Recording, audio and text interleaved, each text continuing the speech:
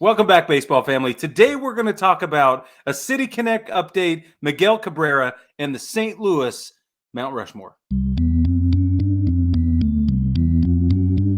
9 Plus Us presents the Baseball Together podcast with your hosts, Blackjack Brad and Kansas City Little Big Briggy Blue Eyes. And now, Baseball Together.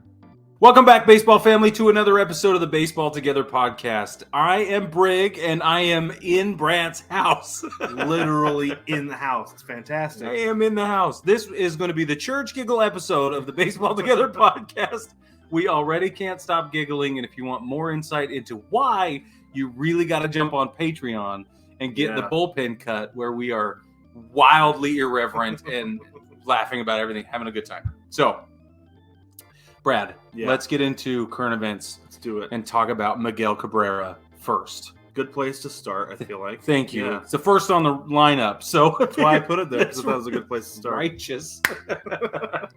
So, Miguel Cabrera, he got his 3,000th hit.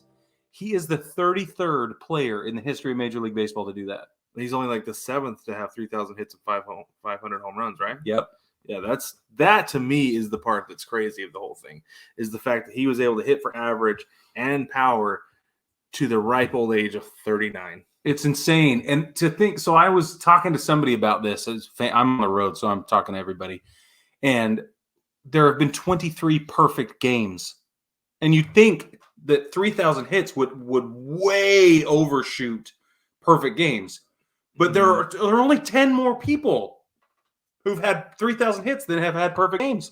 It is crazy to think about, because, you think about how hard it is to throw a perfect game. No, it's incredibly hard. But then that's nuts. It's only 10 more guys. And then this is the other thing that's crazy about it. So we talked about this a while ago in our milestones episode about how many, who is going to be next to hit 3,000. The next guy in line is Robinson Cano. Yeah. He needs 600. It's a huge gap. There's no way.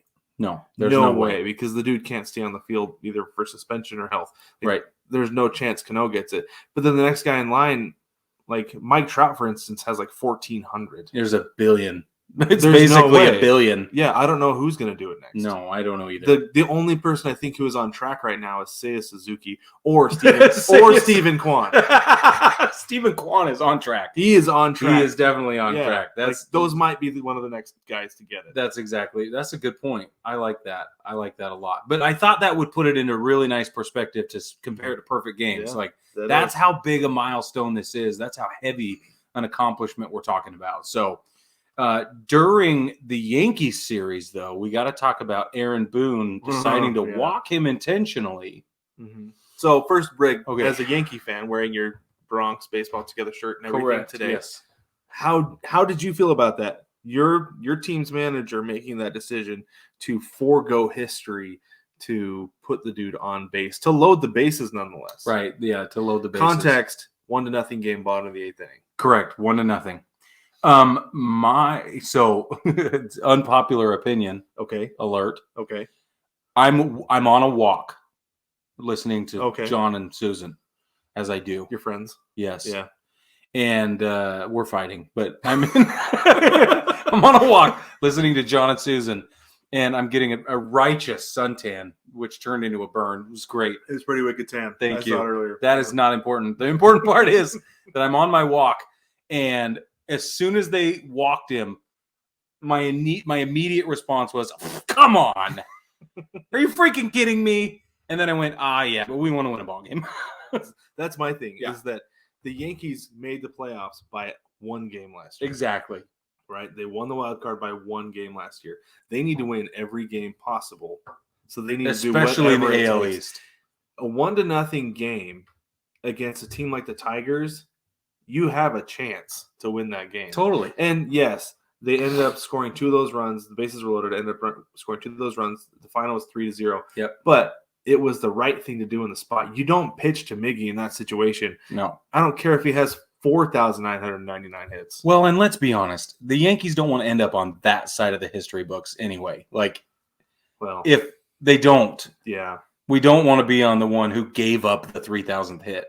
Well, nobody wants to be that guy. I know, but at the same time, though, if you're playing the game, it's going to happen. Right. Sportsmanship aside, this was a game decision Oh, in a game. It was a strategic decision that I fully supported when it happened. And I understand the fans were upset because they wanted to watch history. I get that. Totally. But at the same time, I don't feel like you can be that upset and boo Boone for making the right choice. No, you can't. It was the right choice. And one game in April might do it. It truly could. It could. That's the thing that blows my mind is that it's so often people are like, oh, it's just April. It's just May. Not in the AL East, bro. Well, not in the AL West. That's exactly right. Not in the NL West for sure. Yeah.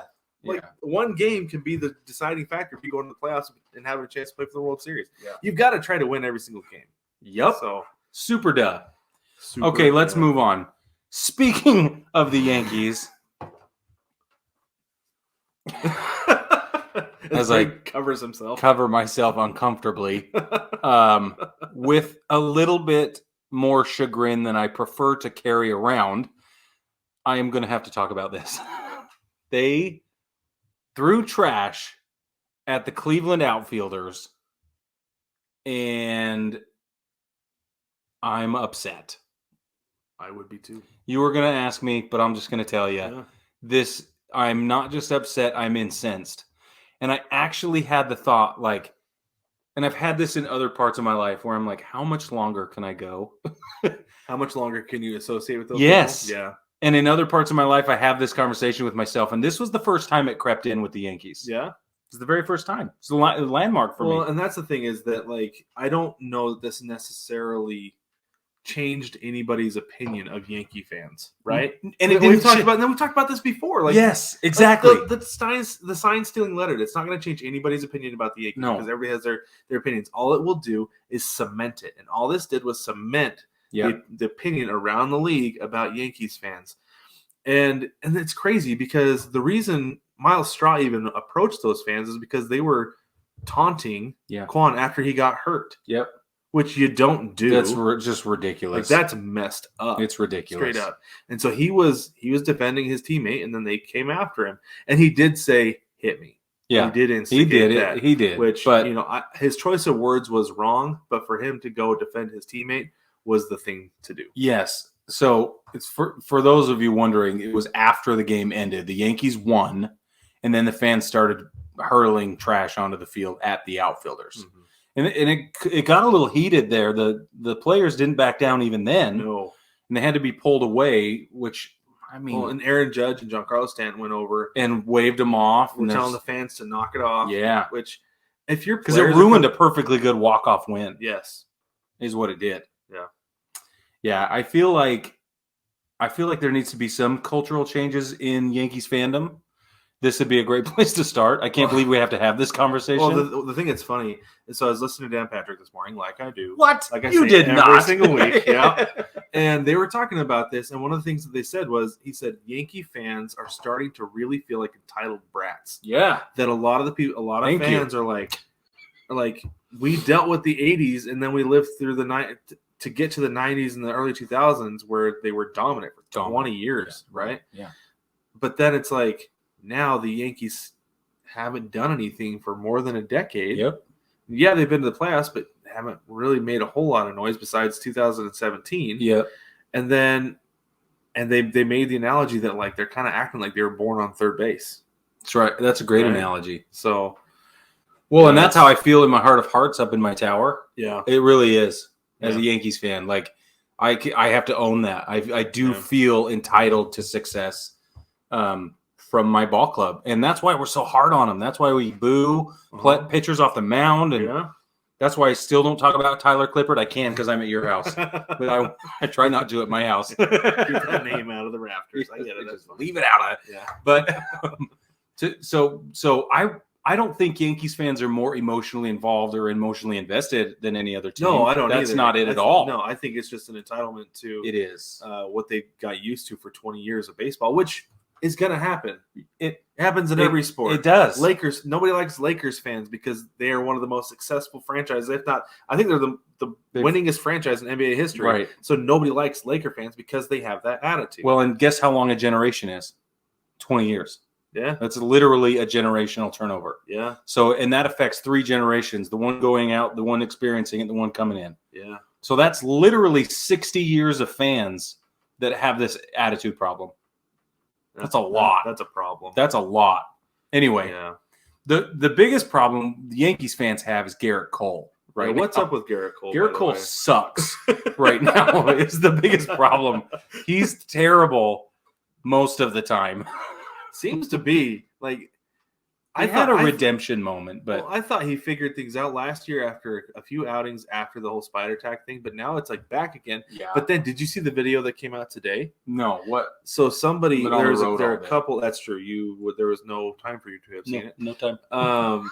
There was a video that came out. Somebody pointed out that he kept going to his right butt cheek. Really? There's a spot on the right butt cheek of his pants, and it looks like there's something there. Right under that cup, right where you like just below, everybody touches it there. Yeah, everybody does. Yeah, like the under, like where your leg meets your butt, hammy. Yeah, just the top of the hammy. Yeah, yep, right there. He's going there, and there's a smudge of something there, and it could just be rosin from having rosin on his hands and constantly wiping his hands in the exact same spot because it's a routine also experience. Spider tack. Maybe get a camera in the dugout and see what happens when he stands up. Pretty good idea. Well, if it were me, I would just put it on the seat. Oh, that's smart. Put it on the seat. He sits in the same spot every time. He stands up.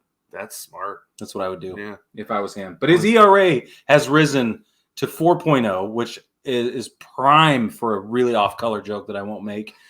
But it is really, really intense. And that 4.0 is not what we need from the guy that we call our ace. Well, I'd say more so from somebody making that kind of money. Well, you're paying him $1 billion at least, and yeah, giving up that many runs is a problem. It's insane. It's insane. Let's stay on bad topics. Okay. Should we just get more mad about stuff? I mean, you haven't been mad till now, but I am. I'm further incensed at the following topic. Brad, why don't you take us into this? All right, I will. So we're excited to see that the Royals released their City Connect uniform just today. Brig was on the road. Like I said, I was working, and we got to take a look at it. And I will say something here, Brig. It's not all bad. It's not, but you crushed it with the fountain thing. You were on the nose. Yeah. Yeah, that was like, right. You called that. You said you wanted something to do with fountains. I did. And they sure did. They and got I the think, fountains. Honestly, so it's a KC on the left breast of the jersey. The jersey is a lighter navy blue with powder blue accents. The short sleeves are cuffed with a white and navy blue, or baby blue. Sorry, that powder blue. Yeah. Cuff there. It's 3 stripes, 2 whites and one in the middle. That's powdered. But the KC on the left breast, I liked that they actually did the fountain thing. Me too. That's the only redeeming factor about this. Yeah. This is incredibly lazy. It's so lazy. The hat is killer, though. I'm going to buy that hat. I'm going to buy the crap out of that hat. My mom's going to be at Kaufman later this month. I was going to say, this weekend. I was just there. Are you going to be driving back through? Might have to now. How far away is it from Oklahoma City? I have no idea. I don't know either. But for those of you listening, I'll be in Norman, Oklahoma most of next week. Okay. But yeah, so that's really all there is to it. That's it. Yeah. They're blue on blue, a little bit of white, heavy with the fountain. It's the same color scheme as the Wrigleyville last year with the Cubs. That's right. But they did do white pants. There's another redeeming factor. Yeah, you dig the white pants. And why isn't the number on the hip of the white pants? I don't understand. I think the only one they did it with, they did it with Wrigleyville, right? And then they did it with Space City. Didn't they do it with L.A.? They didn't do it with L.A., No, they didn't. No, it's just pajama pants all the way. Yeah. The right sleeve isn't too bad. It's got that same striped fountainy look. Yeah, so with the R. So the logo itself, the KC has 3 stripes. Yeah. Like 3 white lines making up the lettering. Yeah. And they use the same thing on the right sleeve to do the R with a crown on it. And inside the C, where the C would meet to make an O, there's a crown stitched in powder blue there as well. Yeah. On the front left breast. Yeah. So it's lazy. That really is my biggest complaint, is that it's lazy. If it was straight up an alternate jersey, I would like it. Totally. But for a City Connect where they're supposed to be loud, outlandish, and crazy. Yeah. And I don't know if crazy is the word, but loud and outlandish. Just bold. Just bold is what the it word means. I'm looking for. Yes. Yeah, it needs to be bold. It's not. It's not bold. It's very plain. Yeah. But that being said, I plan on buying the hat. The hat is killer. At some point. Yeah. Actually, you know what? I was in Just Sports the other day, and they had a whole display with just City Connect hats. Will you take me there? I will. They're all snapbacks as well. Yes! So Yes! yeah, we'll go. We'll go Wednesday before. Did you know I left my house with 4 hats? I have like 8 now. We'll go on. We'll go tomorrow before we go to the D-backs game. Yeah. So, but yeah. Anyway, we'll put a link in the doobly-doo to this page on MLB.com where it shows in depth the city connecting form, so you can see it for yourself. We have a couple more things here. Let's talk about the horridness that is Angel Hernandez. He continues to be horrible, and by that I mean absolutely abysmal. I'm sure everybody has seen this by now. If you haven't, go ahead and crawl out from under your rock and welcome to the podcast. It is Tuesday at the very earliest. It's Tuesday. Just in case you're lost. So Angel Hernandez called out Kyle Schwab's in the bottom of the, what was that? That was the bottom of the ninth inning. It was the bottom of the ninth. He was the second out. He was. The Phillies had a chance to tie it up or win the game there, and it was off. Here's the thing. I saw his previous at bat, and I thought the one he got called out on that was worse. Yeah.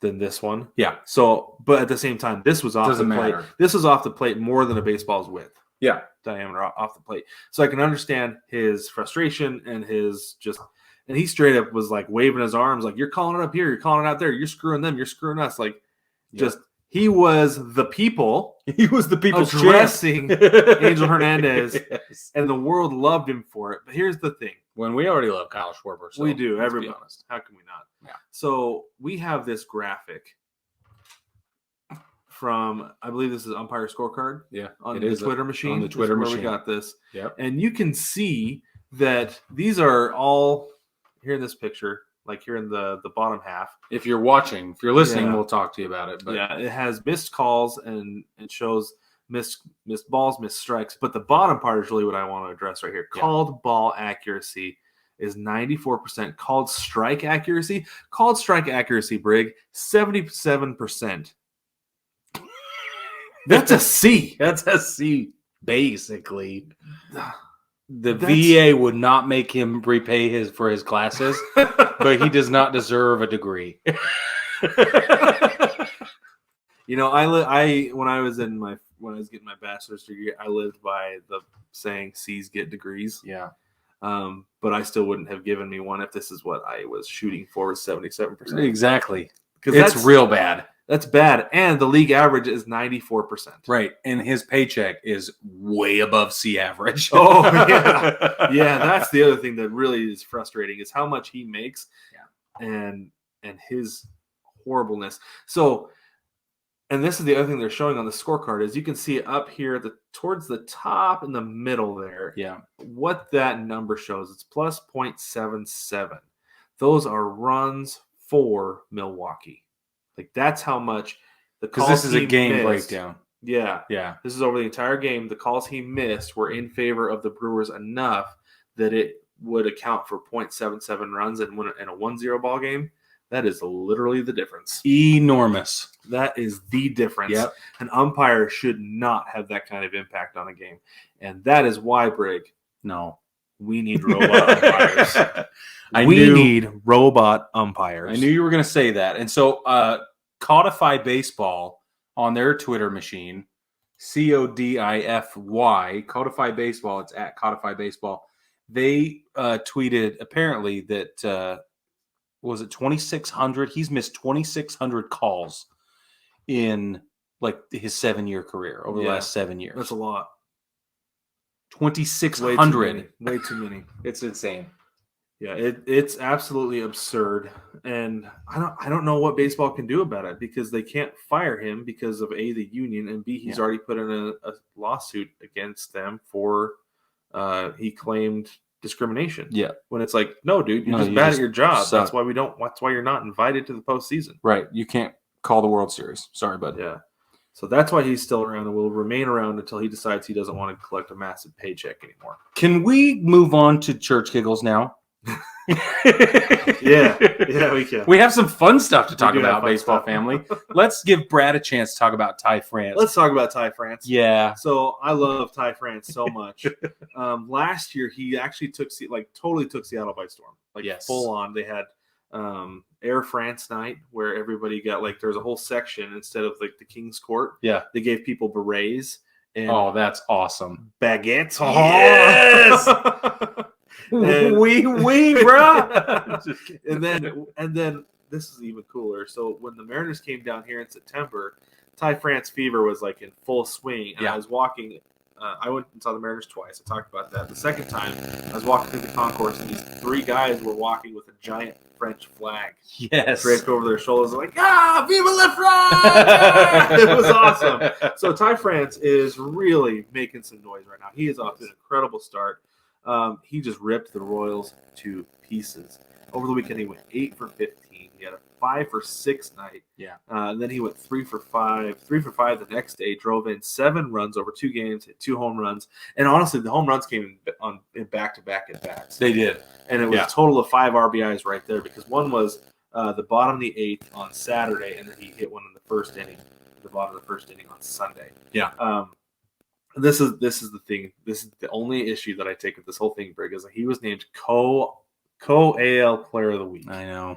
And the only reason he was was because Miggy got his 3,000th hit. Yeah. Miggy could have gone 1 for 80 last week, and he still would have been AL Player of the Week because he got 3,000 hits. 33 guys in the history of baseball. I know. Like, man, Ty France has the week of his life. Yeah. And he has to be co-Player of the Week. That's right. That's right. He'll be Player of the Week next week, too. Ooh, I hope so, because I got to beat you in the fantasy league. Because I'm facing you this week in the fantasy. I'm down 20 points right now. There are only 7 games today, and it's not good for me. But Ty France, can we do a fantasy update really quick? Let's do fantasy update real quick. I'm pulling it up on my phone right now. It takes a little bit of time. So I came in second place in my one-on-one matchup last week by like 4 points. Came in second place out of 2? Yes. Have we talked about me being a Yankees fan? No, I am entitled. It's the phrasing. I love it. No. Second place of 2. Second place of 2 is losing, and it's unacceptable, baseball family. So anyway, we had a really good week for fantasy last week. Everybody scored some points, and some people scored more points than other people. And so we'll give you a breakdown. That is an in-depth breakdown. I think That's this is right. No, I'm just kidding.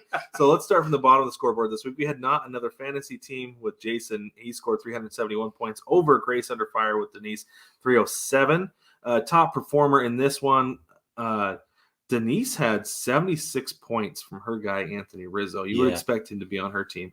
Again, first baseman, Jason had Ryan Mountcastle put up 62 for him, but also Pete Alonso had 57 points for him. I feel like that's a big deal. Polar Bear's great. Yeah, let's be honest. It's going to be really good for him. And then we have the Springfield Nuclear Power, which is Tori, and then John Mullins, the host of the District Baseball Together podcast. Yep. He is Harrisburg Charlies. Tori won that one 419 to 366. Tori rode just Paul Goldschmidt the whole way with 90 points. Right. That's insane. Yeah. That's like 90 points is crazy. But again, at first baseman, and we're learning that putouts are a huge deal. They really are in the fantasy world. The thing that's funny, still Vlad though, 70 points. Yes. For John. Great. That's awesome. In the other matchups, that would have been killer. Oh yeah. 366 points is a lot. Yeah. He just happened to go up against somebody who scored over 400, the only guy in the league who scored 400. Yeah. Which is funny because John was a high scorer last week. He was. And I think it was Jason who was up against him and was like, I would have beat 5 other teams. Anybody else. Yeah, exactly. And that's how I feel for my team last week. You didn't have a bad week. You had 359, Brigger Mortis. You did lose to Jewel, Big League Chupacabras, right, to 365. Ty France, 95 points. That's what I'm saying, man. Yeah. Killing it. He would have carried you most of the time. The problem, I think, right there is Chris Bryant. Chris Bryant is a problem. 7 points. Yep. That's an issue. Huge issue. And now Jacob deGrom is on the IL for this week on my team, and I failed to make a change. That is trouble I was driving.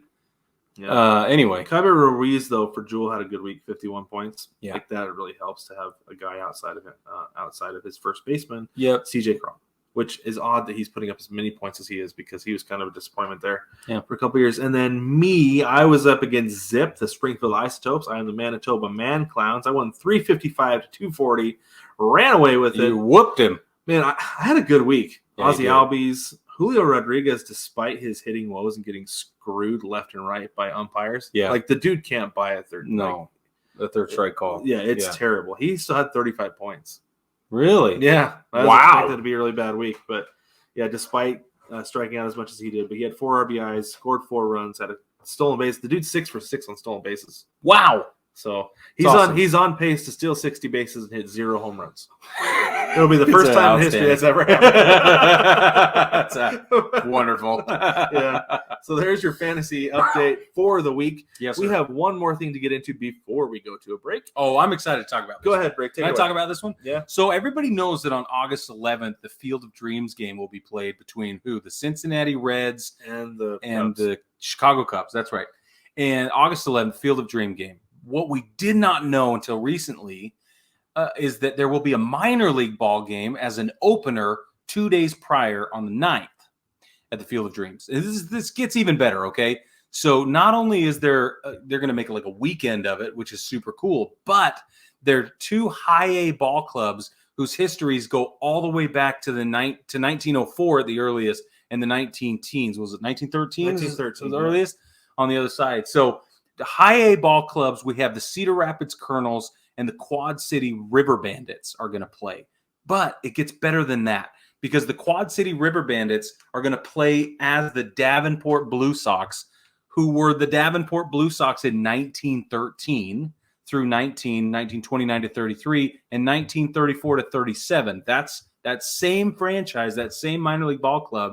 They were the Davenport Blue Sox all the way back. And then from 1904 to 1932, Cedar Rapids were the Bunnies. Which is fantastic. For those of you watching on YouTube, we have a jersey right there. That's what a Bunny's jersey looked like has back a then. bunny right on the breast. That looks so cool. Yeah. I think it's interesting. It has it looks like what is that? The piping? Yeah. Goes down the side and then cuts right at the It middle. stops. That's old school. That's super. But the buttons still go down. I thought that they were pullovers. But the buttons go all the way down. Right. That is neat. And then we have a picture of the Blue Sox there. Yep. That is a team from, I don't know. That's a really fuzzy picture. 1913, I think. 1913? Okay. Yeah. All right. Or 14 maybe. But anyway, early Blue Sox. I don't think my niece is watching, but I might need to get one of these jerseys for her for graduation. It's coming up in a couple of years here. Just hold on to it. yeah. Because she plays summer league softball. Their team is the Blue Sox. Nice. Okay.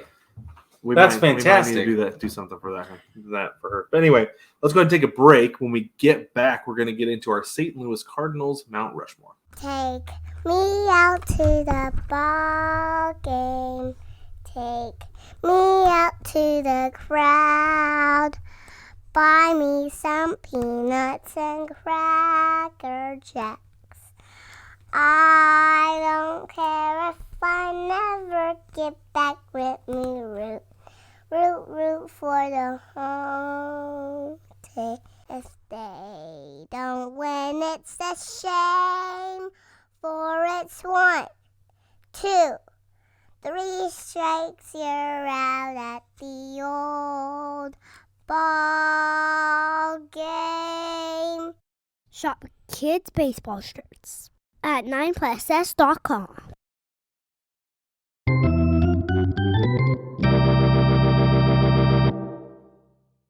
Welcome back to this week's episode of the Baseball Together podcast, Baseball Family. Like we talked about, this week we're going to be talking about the St. Louis Cardinals and sharing who we believe belongs on the team's Mount Rushmore. We have very different criteria and standards as to who belongs on the Mount Rushmore. Brig goes through a lot and does a lot of research and has his different tiers and things like that. I do not. That's about how that goes. That's pretty close. Yeah. Which is odd because I'm more of a feel guy on every other, It's everything true. else we do. Yeah, but this happens to me just kind of wrong. So before we get too deep into this, though, Brig, why don't you go ahead and give us a breakdown of the history of the Cardinals and their other names they used to go by? One of my favorites happened to be the Perfectos. Yes, they were known as the St. Louis Perfectos, the St. Louis Browns, and the St. Louis Brown Stockings, in addition to the St. Louis Cardinals. The team has been around for a whopping 141 seasons. That puts them 1882 to the present day. That's a boatload of baseball. So much baseball. A lot. They have a winning record of 521 total win-loss percentage with 11,047 wins to 10,168 losses in the franchise history. They have won 23 pennants out of their 31 playoff appearances, and 11 of those ended up as world titles. That's awesome. 11 World Series. True. Good for them. True facts. True facts. All right. So I have the team name Origin. I'm going to be reading this for us off of teamnameorigin.com. It says the St. Louis began its storied history as the St. Louis Brown Stockings, as Brig mentioned, which was later shortened to the Browns. In 1899, the team changed its name to the Perfectos, which I love, most likely in hope of never losing another game. Oh, Optimism. I love it so much. Woo, manifest destiny. Yeah. What is that? Manifesting? Manifesting. Look it up. To go with their new name, they also changed their sock color to red. Woof. During that season, a reporter overheard a woman comment on the team's new red socks as a lovely shade of cardinal. The columnist Willie McHale referred to the team as the Cardinals in his newspaper column, and the fans loved it. So much so that the team officially changed the name to Cardinals the next year in 1900. Wow. Yeah. I think that's cool because I legitimately always wondered about that because there's always the joke like, well, there's no Cardinals in St. Louis. People say all the time. Yeah. Just like the Cardinals in Arizona. Right. But anyway, no, I think that's cool. I love how easily team names changed back then. Me too. That it was like somebody would make some offhand comment about the team, the color, the way the players looked, the way they played, something like that, and then they're like, let's just make it so. Yeah. That's it. Branding be damned. Let's just do it. So I don't think they have branding concepts as elaborately as we do now. That's the thing that's crazy about it. Is like if they had any branding at all, they have a logo. Yeah. For crying out loud. Yeah, and you're they're right. just like, let's just change it. Yeah. Just change it to a Cardinal. I don't know. I think I'm spitting everywhere. That's great. That's crazy. But you're right. All right. Briggs going to lead us off with his first selection for his Mount Rushmore for the St. Louis Cardinals. Ready, set, go. Ready, set, go. My guy's the first guy. He's in the Hall of Fame. Okay. Duh. Lots of St. Louis Cardinals are in the Hall of Fame, For by the good way. reason. Yeah. This guy was an all-star repeatedly.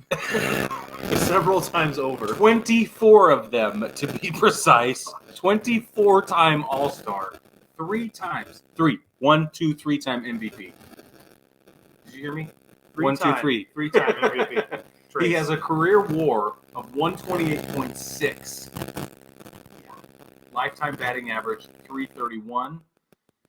He hit 475 home runs in his career, which was 22 years long. Guess how many days he did not play for St. Louis? 2. 0. He played. Okay. I love that fact. That's my favorite fact. And he did miss the 45 season for military service. None other than Stan, the man, Musial. He was one of my guys too, of course. Did you overlap? I seriously think we're going to overlap on these 3. At least 3. And we never, ever, ever go without overlapping at least once. Ever. But we've also never overlapped on all 4. That's true. Not that I'm aware of. I don't think we have. That was a short episode. If we did, I don't think we did. Facts, bro. So, tell us a little bit more about Stan Musial. He was a 3-time World Series champion, 7-time batting champion, and 2 times Major League Player of the Year. He also, Rick, fun fact, Send it. so he was born in the same town that Ken Griffey Jr. was born. What? Sonora, Pennsylvania. No way. Yeah. Wow. True fact. Yep. That's awesome. Yeah. So that's something that like when Griffey was playing for the Reds, I feel like they brought it up every single time. I got to watch a game with the Cardinals. Yeah. That's interesting. I like that. So I always like to compare old school players to today's players because baseball's obsessed with its own history and its future because of it. So here's his 162 game average. You ready? Mm-hmm. Like just average 162 games. Games played 162. Plate appearances 681. 587 at bats. He's going to score 104 runs on average in a season. Out of 194 hits. Can you believe that? He's going to steal 4 bases, which is low, but he's going to knock in 104 ribbies and he's only going to strike out 37 times on average. That's a big one for me. I hate strikeouts. huge. And man, less than 40 times. Guys strike out 40 times in a week right now. Yes, they do. Yep. He's going to walk 86 times. His batting average over that season, projected 162 game season, is going to be 331. OBP 417, slugging 559. OPS is 976. It's amazing. That is amazing. And one thing that I think is really cool is that he led the league in batting average 1, 2, 3, 4, 5, 6, 7 times over his career. Yeah. And then OPS 1, 2, 3, 4, 5, 6, 7 times. Yep. So he goes down as one of the greatest players in Major League Baseball history. Ever. I was first introduced to Stan Musial. I had a special edition card that came in a pack that I had. It came laminated, and I had no idea who he was until my grandma, of all people. Whoa! I think that I told you this with Sparky Anderson too. Right, you did. That she was like, "Oh, I know him," and she told me about Stan Musial. That's awesome. Yeah, yeah. I remember the Sparky Anderson story. Yeah, so. How many people can say that their grandma taught them about like legendary baseball players? Yeah. So he was voted into the Hall of Fame by the Writers Association, 317 out of 340 on the ballot. And I don't understand why these guys don't get unanimous. Like, who didn't vote for freaking Babe Ruth? Right? Stupid. Or Lou Gehrig. Or Mickey Mantle. Yeah, like I don't understand it. I know. It's weird. But Brad, why don't you go with your next one, since I stole one of them? Oh, anyway. You're good. My next guy I'm going to go with, he is an iconic pitcher, a well-known curmudgeon. Oh, yeah. If you will. And that's one thing that everybody loves about him. Yep. I see you already have him pulled up on your phone. I'm trying to get him pulled up on mine right now while I filibuster. That's very good. Because that's the thing is, since we're sitting here, we have our computers doing other things, and so we don't get to do this on our computers like we normally do. Yeah. But anyway, obviously, Hall of Famer. He was drafted. I always love looking at when guys were drafted. I had it just a second ago, but now it's escaped me. But we'll just go with, he made his debut on April 15th, 1959, age 23. This is Bob Gibson. Yeah. Bob Gibson was known as a player for just being angry. Just mean. All the time. Yeah. Just so mean. That, like, if you hit a home run off of him, you better go up there with some pillows or something, because he was going to throw at you. Yeah. It's just what he did. Yeah. Everybody knew it was coming. Won an MVP, 2 Cy Youngs, 2 World Series MVPs, BT dub. Boom! 9 Gold Gloves, 9-time All-Star, an ERA title. Somebody who strikes that kind of fear. There are a select few pitchers in the history of baseball who have the kind of reputation that Bob Gibson had. Nolan Ryan was one of them, and really the only other one I could think of is Randy Johnson. And Goose Gossage. There you go. That's it, though. Yeah, they're the only guys who could have that kind of attitude and be that kind of enforcer and get away with it. Yeah. Because you could do it, but you were a jerk. These guys were still respected because they were so good. I feel like Roger Clemens might need to be on that list. But I think they just saw him as a jerk. Yeah. Like the time he threw the bat at Mike Piazza. Yeah. Like, I think they just thought he was a jerk, and I wonder how much of that might have been potentially roid rage. Well, but okay. Wow! Coming in hot. But the rocket. From the rocket to the rocket. But yeah. Anyway, no, Bob Gibson absolutely, in my opinion, belongs on the Mount Rushmore. Totally. Because he is an iconic member of the St. Louis Cardinals. He played his entire career there. Yep. He ended his career age 39, went 3-10. But that's kind of how pitchers are going to be at that age anyway. 17 years. Yeah. That's a long time with a lot of pitches. For a lot of pitching. Yeah. So many pitches. And Put Bob Gibson on there. Was that another one of our overlaps? It was an overlap. All yeah. right. Over his lifetime ERA is what, 291 or something like that? 2.91 lifetime Yeah. ERA. Yeah. I feel like anytime a guy goes under 3 for a season, we're like, holy crap! But But they he did go it under for his 3 career. over 17 years. Yeah. Well, he had, like, in 1968, he led the league with a 1.12 ERA. That was his. when he Oh, won the seriously? ERA. Yeah, that was the year he won the ERA title, and that's insane. And then the next year he went 2.18. That's crazy. That's so dominant. He won. He was an All-Star, Cy Young, and an MVP that same year in 1968. And a Gold Glove. And a Gold Glove in Yeah. 1968 Yeah, with a 1.12 ERA. That is insane. and he tossed 13 shutouts, which is going to help. Well, yeah. Yeah. Yes. 22 wins. We will. That's a number I predict we will never see again. That 13, 22 shutout or 13 shutouts. in a season is untouchable. Now we have to research how many other shutouts there are. Like, what is the actual ceiling? Yeah, like what's the record? Yeah. Yeah, we need to look. We got to look that up. We'll look it up. Okay. But I dig that. But because he had 28 complete games. Yeah. Wow. So that's untouchable. I mean, His that's crazy. Career WAR is 89.2, which is another statistic I really like. Yeah. He Yeah, pitched it is. 528 games overall. That's So, yeah, that's a lot of innings. a lot of That's a baseball. lot of innings. Let's take a break. So Yeah. the overlap we've basically done 4. So let's take a break. When we get back, we're going to finish up with our last couple. I'm assuming we're going to overlap on these as well. The Another Sports Podcast is the home of sports talk for everyone. Every other week, you can catch David and Jason as they talk about all things sports, from current events to classic moments and everything in between. You can find the Another Sports Podcast on Anchor.fm, Spotify, Apple Podcasts, Stitcher, Podcast Addict, and more. Please don't forget to subscribe, rate, and review.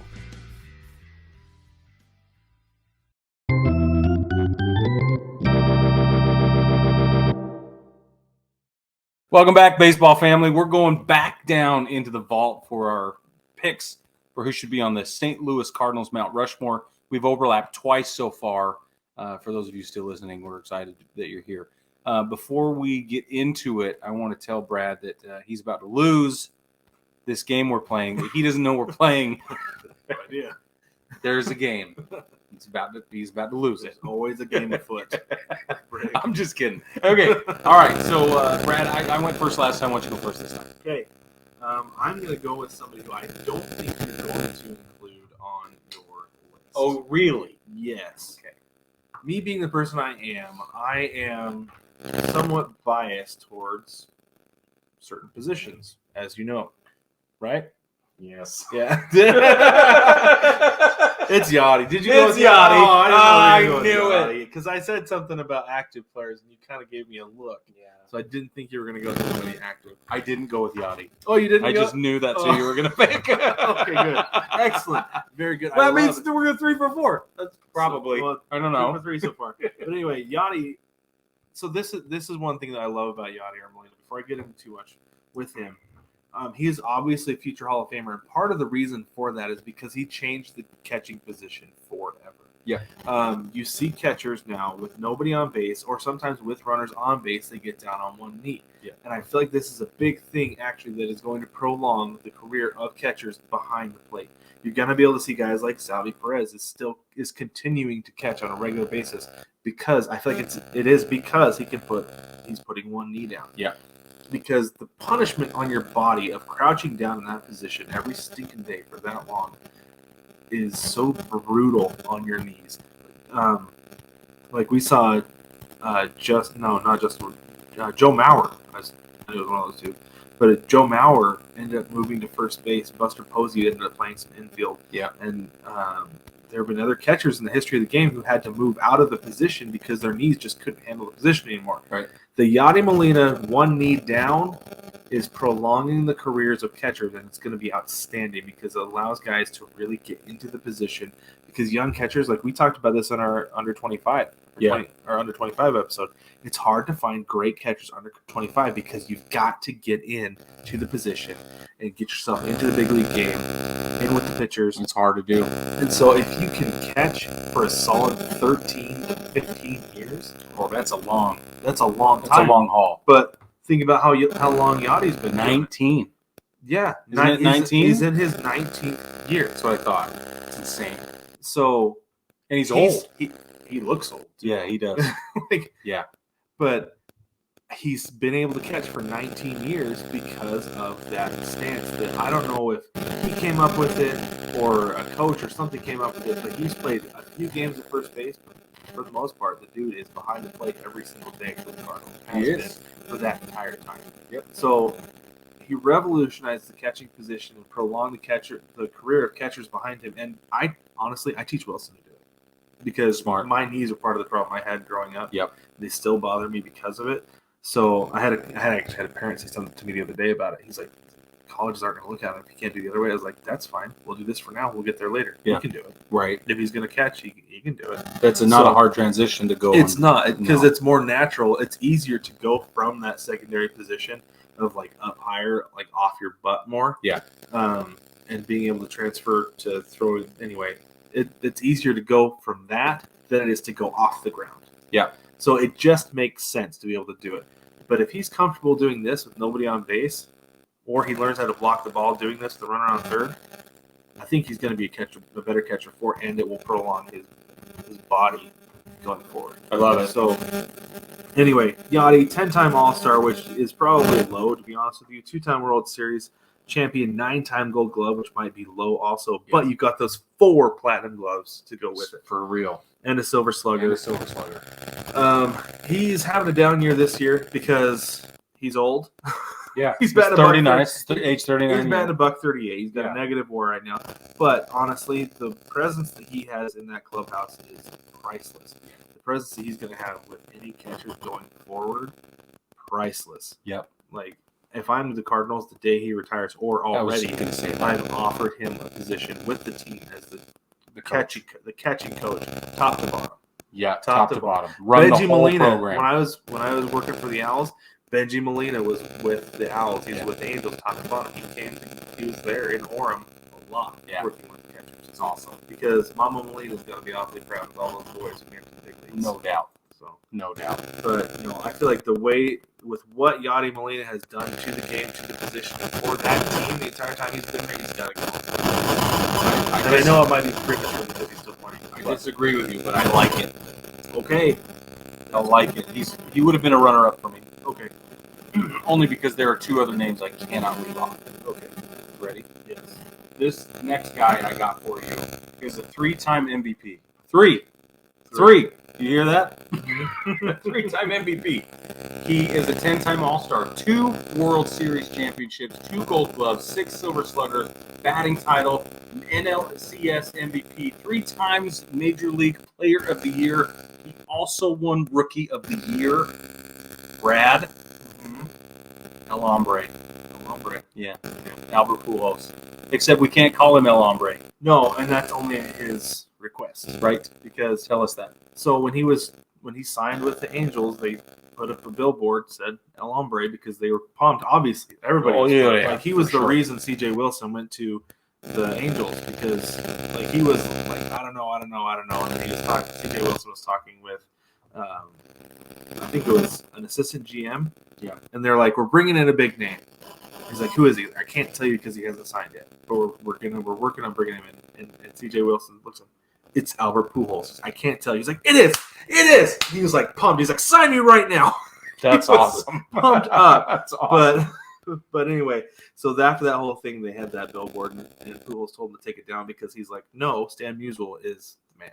Yeah, he really is the man. Yeah, which I think is cool. The fact that he still had so much respect for the Cardinals despite the disrespect they showed him by not paying him the money that he deserved. But it turned out like it kind of worked out for the Cardinals. Still going. They shouldn't have. Yeah.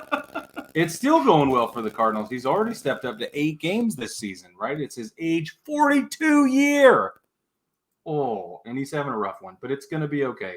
He's still batting 269. He scored from first the other day. Yeah, it's not a terrible experience for anybody, actually. I watched him play while I was there. It was awesome.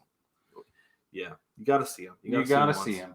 So I love Albert Pujols. King Albert is the man.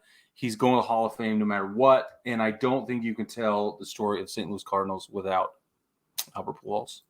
Yeah, and the reason that he was my runner-up, and the reason was because of the years of the Angels, which like his heyday, his prime was with the Cardinals. For Absolutely. sure. Absolutely. Totally. Yeah. Yeah, but me saying that, I'm kind of talking on both sides of my mouth because I put Griffey on the Mariners Mount Rushmore. You did. So That's okay. but this is an interesting stat. Look at this. See that gold? Yeah. That means he's the all-time leader in that, and that's grounded into double play. Yeah. The all-time leader in grounded into 414. Grounded into 414 double plays.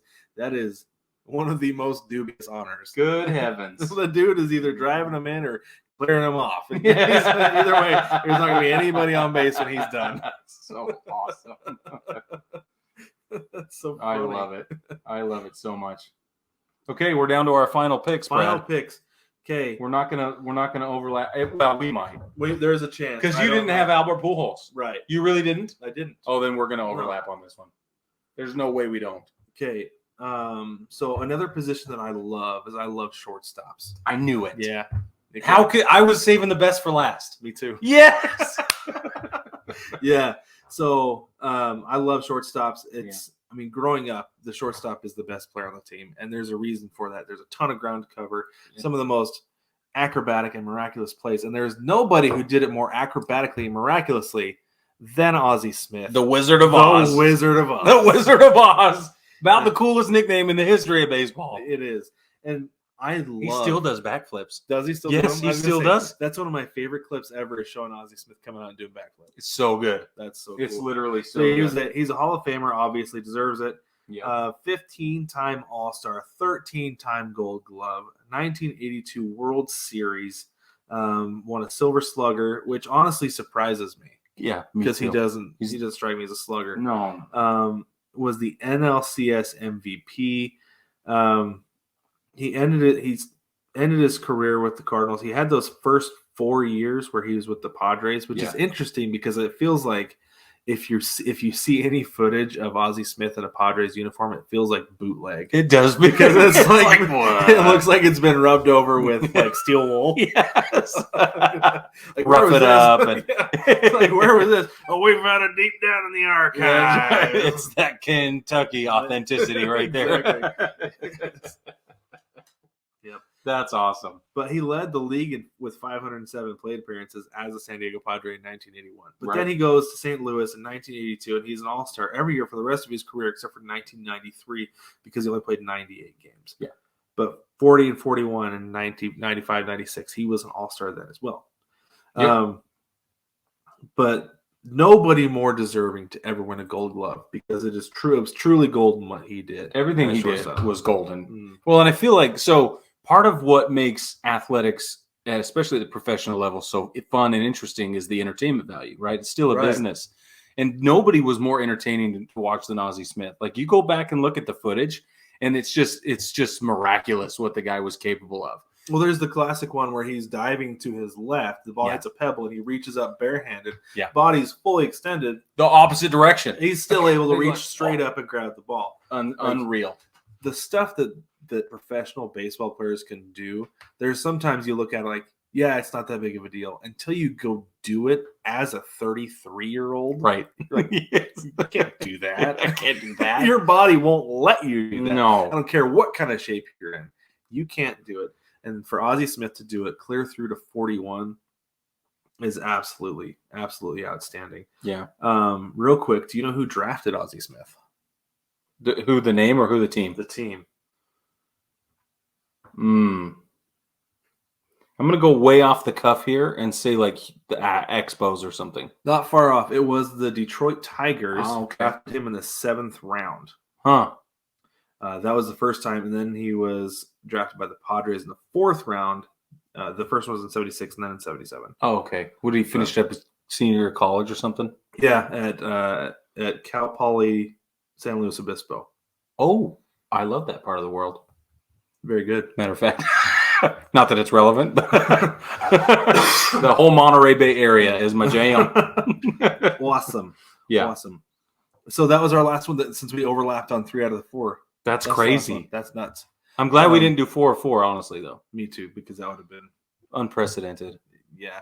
it'll happen. It's still eventually. happen. It's still going to happen. Yeah, it will. Yeah, it will for sure. But baseball family, let us know what you think about our St. Louis Cardinals Mount Rushmore. Were we off? Should Yachty be on there? Should Pujols be on there? Is there anybody else we missed? Because this is the thing: is like we talked about, the Cardinals have been around since the dawn of time. Yes, There are so many great players. There are obviously players who we left off, and we might have been maybe a little bit short-sighted or myopic, going with guys like Pujols and Molina, or even Ozzie Smith. I don't Totally. know. not Ozzie Smith. No, not Ozzie Smith. He belongs. If you tell us he doesn't belong, you're wrong. And we'll You're tell wrong. You so. Yes, But just ask anyway, us. but we might be a little bit short-sighted with current players. Let us know what you think. Jump in the mailbag. There's a link in the doobly-doo of every single episode down in our link tree. You can send us an email in the mailbag there. You can also go to baseballtogether.com. And while you're there, you can watch podcasts, listen to podcasts, or just read some of our scribblings that we have there as well. We have a few scribblings. Don't forget, you can jump on the shop as well and get the sweet merch that we're wearing at 9plusus.com. It's NINEPLUS.com. That's at 9plusus.com. And that is all. That is all. Yeah, I have my KBO hat on tonight. Yeah. I also have my foul line shirt. I don't wear it often because I'm sitting in front of a green screen, so I don't look like the Wizard of Oz, just like my floating head. Yeah. But I'm I have wearing that on. I'm wearing the other KBO hat.